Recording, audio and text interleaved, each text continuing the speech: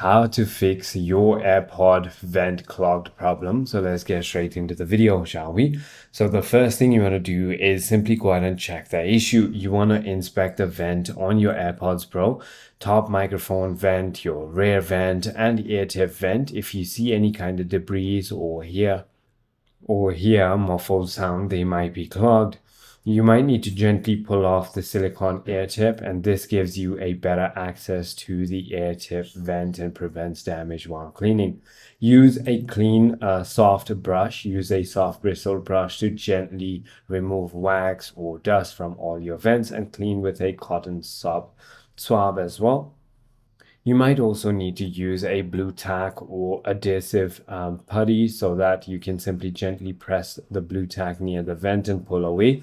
You might also need to blow it out or try reattaching the tips and test it. I hope this video